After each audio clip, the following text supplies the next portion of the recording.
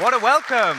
What a welcome, and thank you so much for joining the very last session of Codegarden 2023. Have you had an awesome week? Yeah, I certainly have too. Been so many fantastic talks, over 60 different sessions this week, 55 different speakers, plus the business summit, the community team sessions, the hackathon this morning, the 2 other umbraCoffee episodes as well, candid contributions. So much great stuff has happened this week, and of course we'd like to bring a few of you up and talk to you about it. So I have 2 guests lined up to start off. Could we get Alan and Dylan on the stage, please? Let's give them a round of applause.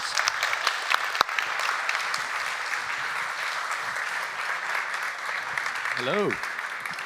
Hello. Hey, y'all. Yeah, spread out. We've got way too much space here, but That's a nice couch. This is nice. It's comfy. It's definitely more comfortable. The folks watching on YouTube, this is more comfortable than your couch. You should be here next year and try it. It's nice. thank you both for joining. You're both Codegarden first-timers. Yeah. Correct. How has the experience been? Fascinating. Fascinating. Do you have a highlight, Dylan? What's been really interesting for me, so I'm kind of not supposed to be here because I don't do umbraCo. And as awesome as it looks, it is very unlikely to be something that I look at. And so for me, kind of being invited to come and talk to you here has been a really interesting exercise in looking at how a community around an open source project, umbraCo is kind of not like anything else I've seen because it's open source, but also clearly it's very successful from a commercial sense. There's a lot of people here who umbraCo, pays their living, pays their bills, which is a difficult balance to strike with open source. And so, I've been really impressed at how well organized the whole thing has been in terms of making, I think, new contributors maybe to that whole ecosystem feel like, yes, come on in, be part of the community. There is an enormous opportunity here to create value for each other and for the whole umbraCo ecosystem. And that's been interesting to watch because there's a lot of things I've seen here I'm going to take away and suggest to other events that I do. Yeah. And the umbraCo bingo, that was genius. Yeah, still with a 6.13% smidge of crazy baked. Why is it not called umbringo? Should that there is a video on YouTube from, I think, 2009 maybe, where it's from a Codegarden, and they're going to definitively answer how you pronounce umbraCo. And it's 15 people saying it completely different ways. There is no common consensus on it. I think it really does depend. That is very Danish. Where you're from. Kim, how do we say it? What? umbraCo. Exactly. There we go. umbraCo? Yeah. So I've heard not so much ours umbraCo. I've heard that to other Nordic countries, Danes sound like they've got a potato in their mouth. Is that correct? So say umbraCo as if you've got a potato in your mouth, and then umbraCo. There we go. We're going to get taken down from YouTube now. Fantastic. Dylan, you did a talk on plain text. I did. Actually, I did a talk about how plain text doesn't exist unless you're an American living in 1965. And you got to remember, those are the people who thought that Richard Nixon and leaded gasoline were a good idea. So we shouldn't take what they say with too much integrity. But yeah, no, it's a fun talk about, as developers, we're like, oh yeah, well, we work with text files, don't we?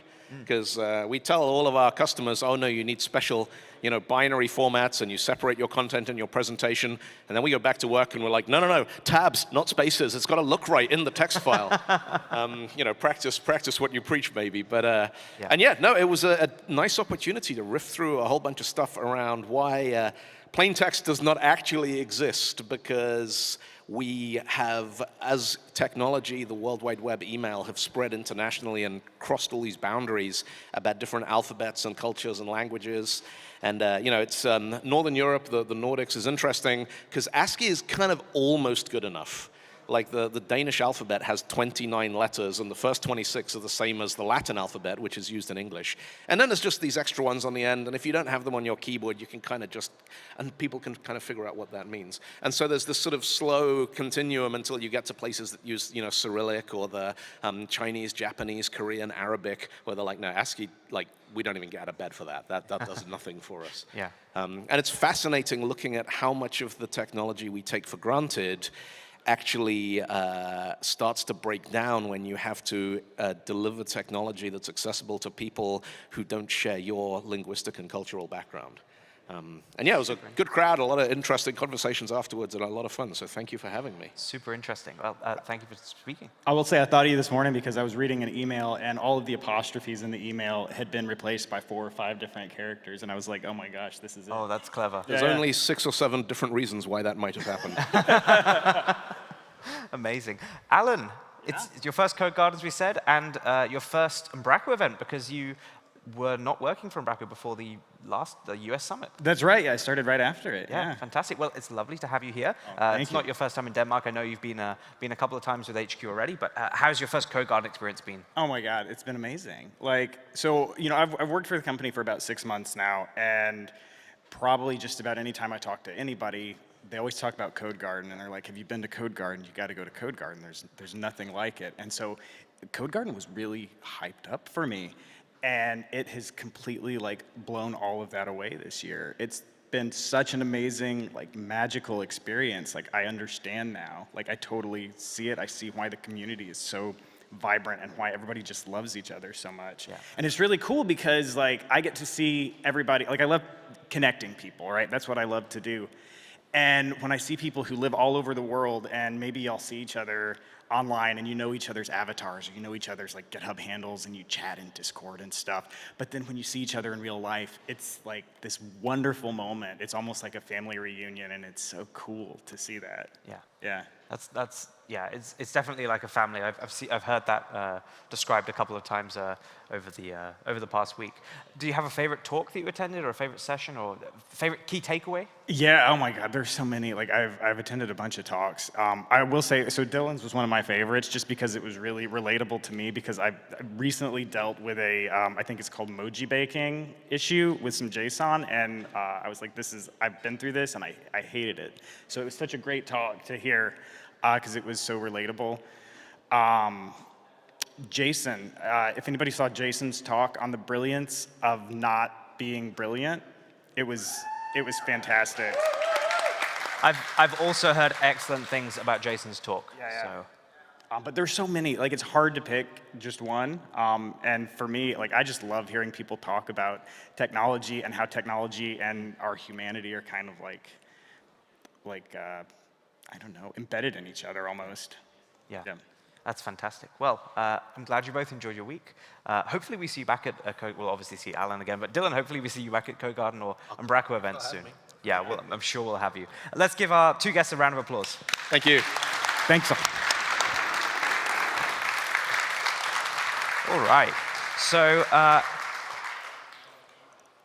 there's a small tradition that's been going on in the community for a while now where Mark Goodson likes to troll people about whether he's really here or not. I asked if he could be on the stage with me today, and he's not here. So I thought we'd play a different game. We're going to play a game of, is this picture of Mark photoshopped or real? Or actually, is it like a photo that Mark has taken and has shared on social media? So here we go. Clicker's not working, never mind. There we go, this one. This is Mark in the Partner Paradise Caravan. Give me a shout out. Do we think this is real or fake? Okay, yeah, I started you with an easy one. What about this one?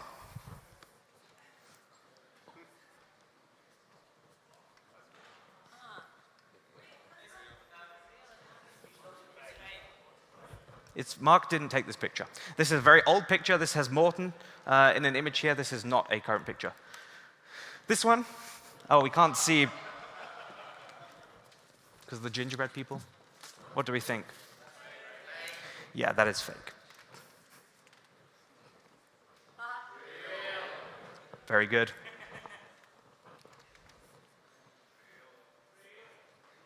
Is it from Codegarden, though? It was posted during Codegarden in 2019, but it is fake. Mark was not here. And this one, hopefully people saw this today. Is this real or fake? Was Mark really here today? He was, yeah. Excellent T-shirt. So yeah, shame Mark can't be here, but I really have enjoyed his trolls, let's say, in the past, of pretending if he's here or not. It's kind of an unknown thing, but it's been great to see him back. So sorry he couldn't be here, but another time. I've definitely screwed up the slides, so give me a second. You didn't see any of this. Oh no, I didn't screw the slides up. Okay, we have a tradition as well of bringing some people from the audience up to the Friday umbraCoffee, and it's one of my highlights every year. We have some fantastic pictures where we had, yeah, Martin with a sombrero on. He also had a broken ankle in that photo and didn't know it at the time. Alcohol-related injury again. But it's lovely to get some different people up here, and I would like to do that now. So 2 or 3 people, maybe, run up. Let's have you on. Let's have a little chat. Come on. I don't bite. We have coffee. Yeah, Andrew. Ravi, come on. Anyone else? We can have an extra person. Ooh, this Yeah, really is Soren. comfy. It is a comfy couch. All righty. Yeah, you can have a lie down. I'll go over here. Well, Codegarden, you've been before. Andrew, you've been before? Yes, I have, last year. Last year. Ravi, Ravi's been here a long time. Have you found it? Once again, best Codegarden ever. We say it every year. It was fantastic. I mean, I was a speaker this year, which was great. It was really good. What was the best for me was actually that my client, I got to bring my client along because he co-hosted the talk with me, and like seeing his eyes light up at all the things, and I'm like, yeah, we should be doing that. We should be doing that. And he's like, oh yeah, and I can see the cogs turning in the back of his brain. I'm like, yep, I got you. From speaking to Mogsy over this week, he's really thrown himself into the whole event and the experience anyway. I saw he even ran up on stage during, the rock, paper, scissors. Yeah, it was rock, paper, scissors. He was trying to be like, yes, I'm in the Navy, I will win. It's always such a nerve-wracking thing, the evening celebrations on the Thursday, whether going up on stage is a good or a bad thing. And it's just lovely to see first-timers throwing themselves head first into it. Yeah, it was great. It was great. Fantastic. Ravi? Codegarden veteran at this point, I think we can say. Yeah, well, it's been a particularly good one. I was only electrocuted once. It's fine. I chose it this time. But it's especially been good seeing people who weren't here for the last couple of years for various reasons. I make special shout-outs to all my lovely American friends. And I'm always super happy to see people who come all the way from Australia, for example. Yeah. Shout out to those people who take an extraordinarily long time to get here and then go back and are in some weird time zones in their brains. Indeed. It's always lovely to see people that we don't get the chance to see basically any other time of year other than now. Do you have a personal highlight, Ravi? A talk that you attended? A personal highlight was watching someone play competitive Jenga and thinking, that is just honestly incredible. I think the slow-mo video. I didn't need to. My favorite part was just watching Runa go. I think this might be my personal highlight for the entire event. Absolutely So extraordinary. Steffi, next year, save the money. Let's just do Jenga. Nathan commentating, and to be honest, that suit and short combo, you should definitely keep that. That's an image that's going to stick in my mind for quite a long time, I think. Soren, do you have a highlight? I guess most people will think there is one, but I guess my highlight would be the Brilliance talk yesterday. It was a fantastic talk, and happy to say for those who missed it that they recorded it today. So awesome. Hopefully it will end up on the internet sometime. Andrew? Actually, yes. The same as I got my client to go. Also, my boss was here as well, our head of development, and he was like, "Oh, I get it," and I'm like, "Oh, see, we need to bring more people." He's like, "Yeah, but then if we send the whole development team, who's going to do support?" Yeah, that is the problem. But I think it's a bit contagious coming to Codegarden. You definitely want to come again, absolutely. Yeah. Fantastic. Well, okay, thanks Ravi, thanks Andrew, and thanks multi-award-winning Soren Kotl for joining me on stage. Give him a round of applause.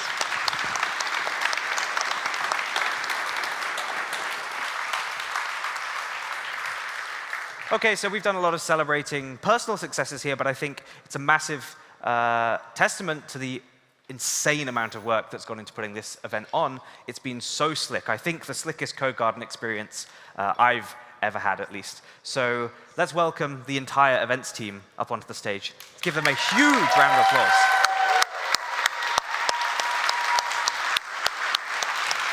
Hello.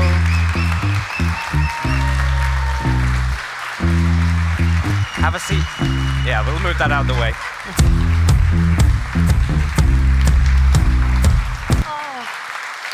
Wow. Yeah. I think. How are you feeling, Steffi? I understand why Rafi came on stage. He just wanted to sit in the couch. Yeah, it's a nice couch. Well, yeah, as I said, I think probably the best organized Codegarden ever. It's definitely been the most under control I've seen it. I was speaking to Tenna last week and just asked how you were feeling, and you're like, yeah, it's actually still all kind of on track. And A little behind the scenes story why we were so on track is because my kids have been sick, so we were like planning worst case scenario. Steffi's not in the office the week before Codegarden, let's prep. And then she became healthy by a miracle, and then we're like, oh, okay, now we're all good. Fantastic, fantastic. It's your first Codegarden, well, as an attendee and as an organizer. So that was challenging. Yeah. How have you found it? Thank you. It's challenging, right? Because it's a conference with a lot of history. You have a lot of expectations. So the pressure was definitely there. But luckily, I was sitting at HQ every day, talking to a lot of people, getting all the ideas. Special shout out to Rune, who I've bugged a lot. Like, should I do this? Is this, Codegarden appropriate? Yeah. So Rune and I have made a really good team. And then, of course, Trine has been my go-to person to check if I'm doing the right thing. I was speaking to some people earlier, and we were saying that I think you've done a really good job of keeping some of that history and also moving things forward. It's been a quite different event in some regards this year, but probably for the better and definitely better organized. I don't know. I've certainly enjoyed myself. So we'll see in the feedback forms, I guess. All right. Speaking of that, it's scheduled. You'll get one. It's in your email, and we actually read all of your feedback. There's a document already that says ideas for 2024. So please tell us, because we will implement it. First thing on the list is already the badges. We will make sure that there's rounded badges next year. Actually, that's a good segue. Hang on. So I was told I have to mention the badges. Good. Okay, great. So am I right in saying that you'll recycle these or dispose of them responsibly? Yes, if we and leave especially reusing these. So if you want to enter a friendly competition, there's a fishbowl over there.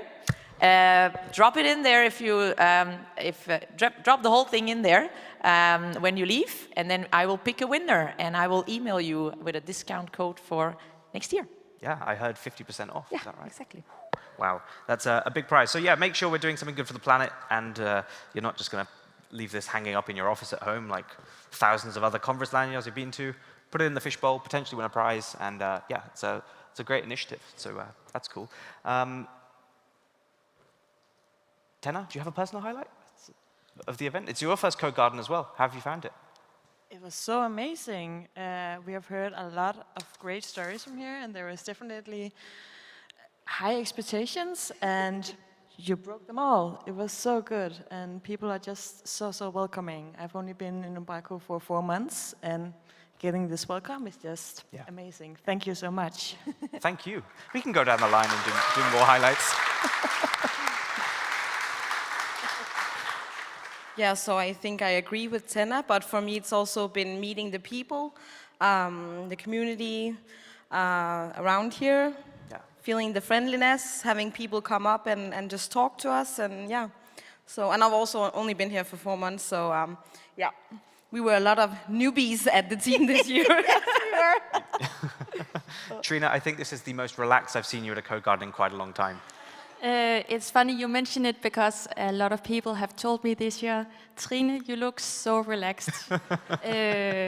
Yes, I've been very relaxed this year, and I have actually enjoyed, not that I haven't before, but I've enjoyed the whole thing, watched some sessions, had time to talk to people, to talk to my colleagues who came from far away. So, I mean, it's been fantastic. Even also the AV team has been teasing me like, Trine, you look so relaxed, and where's the vacuumer to clear all the water away? And yeah, so also just like the facilities this year has been a lot easier to handle and to work with than last year, for example. So it's been great. Yeah. Fantastic. Well, I think I can safely say, as Soren did, it has been the best Codegarden ever. Hopefully there's more to come next year. It sounds like you're already planning. We've got the US Summit coming up as well that I guess you're working towards. Yes. We've been working on that simultaneously with Codegarden. And back to it next week. Awesome. Yes. Awesome. So save the date, 2nd and 3rd of October in Charlotte. Yeah. 2nd and 3rd of October. But that reminds me. Tickets are already for sale. Doesn't work, does it? Yeah. So we do have a special announcement, though. Okay, yeah. For next year, right? Are we allowed to do this? Yeah, are we allowed to say this? Yeah. Phew, okay, cool. So, drum roll in the room. So, the dates for next year's Codegarden are... Same week. Same week. But yeah, so Codegarden 2024, Codegarden week will be the same week. Exactly. I hear there's no other details as yet because there's so many other unknowns. But exactly. But please save the dates. The venue's already booked. Hotels are already pre-booked. Wow. AV has already put the dates. So we are ready. Fantastic. That will be epic. If it's anything like this year, I'm sure it'll be excellent. Well, I'm guessing you all now need to go and relax, or maybe pack the venue down first. But pizza. Definitely due a relaxing and weekend, sleeping, etc. Yeah. Let's give our wonderful events team a fantastic round of applause.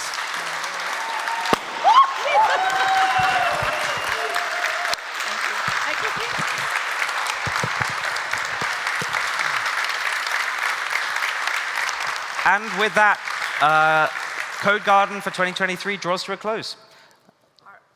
We've got that. Hello. That's coming. Yeah, it's coming Yeah. in 3, 2. So I think we're all hungry now, right? yeah, this friendly-looking man, is going to be guiding people over to Storm's Pakus, where there's food and... There's reserved tables, right? Yes, so we just say, umbraCo? Yes, you just say umbraCo, and they will show you where the tables are. So follow the unicorn.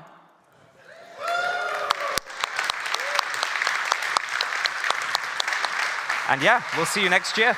See you next year.